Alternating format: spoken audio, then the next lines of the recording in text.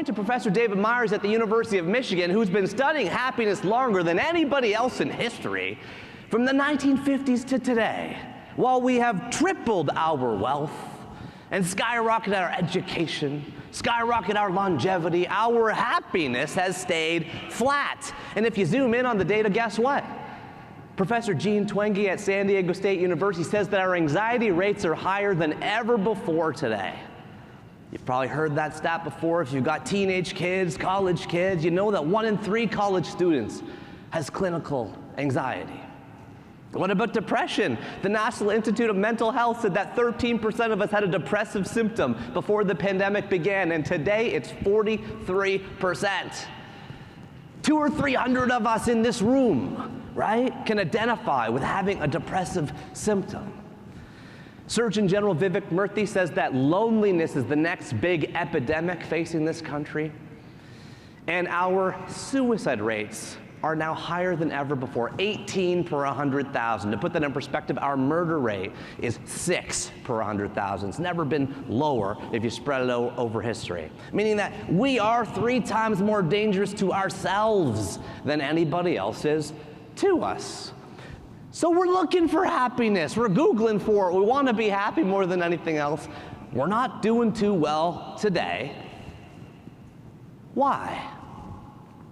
Yell out some of the reasons why you think we're not happy as a population right now. And I've been told not to jump off this stage because I don't want to, it's bad for the people watching on video, but I brought some books here, so if you yell something out and you're close, I will whip you a book. Politics, social media. Politics was the first one. I really want to jump off this thing, but they said don't jump off the stage. And 1, 2, 3, here's a paperback. Okay, oh, that's good, that's good. I tried not to throw the hardcovers, like just dent your forehead. Politics we've heard. We've heard social media. What else? The news. Comparison. We're comparing our director's cut life to everybody else's greatest hits online, right? You have a really nice snack and drink outside, get your chocolate Cliff Bar, but you go on Instagram, someone's at a lobster buffet in the Maldives right now, right? Your snack suddenly stinks. Your life suddenly stinks. Everything you've said is true, and on top of all that, we've also been growing up with this model that our parents taught us when we were kids, which is, if you do great work, then you have a big success, and then you be happy. Does this sound familiar to anybody else? If you study really hard, then you get straight A's, and if you're East Indian, you become a doctor. If you work really hard, then you get promoted, and then you're happy. And if for anyone that has kids, we say this model to them, but come on, we want you to study hard, we want you to get into a good school, we want you to get a good job. This is common parental wisdom, and it's completely, fundamentally broken. After reviewing over 300 studies on the science of happiness, positive psychology, I can tell you without a shadow of a doubt, this model is fundamentally reversed. It turns out we need to train our brains to be happy first. Think of happiness like a practice, like a habit that you can work on, that you can invest in, and then you do great work. Sonia Lyubomirsky at Stanford University says if you could train your brain to be happy, guess what? You're 31% more productive.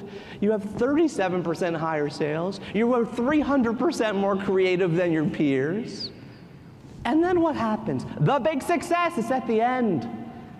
Happy people are 40% more likely to get a raise or a promotion in the next 12 months, but also zoom out. Happy people live an average of 10 years longer, which I know sounds like total BS when you say that, but the study comes from Kentucky. Anyone here from Kentucky? Go Wildcats, right? The University of Kentucky researchers found that they looked at every nun who joined every U.S. convent in the 1930s and 40s. Same gender, same religion, same clothes, same food. Perfect lab rats, right? None of them smoke or drink or have sex, ever. Last time I said that, somebody at the back yelled out, "Not the nuns I know." Point is, they're good to study. They looked at their autobiographies for when they entered the convent. If they used positive language, looking forward, eager joy, blessed life, they put those nuns in a pile called happy nuns. When they checked in on them in the 2000s, the ones that were happier in the convent lived an average of 10 years longer. 10 years is a lot of days. Our lifespan here in North America, I'm in Toronto, Canada, but for all of North America, our lifespan's 30,000 days right now. 30,000 days, that's what we got. And if you can train your brain to be a little happier, you get 3,000 more.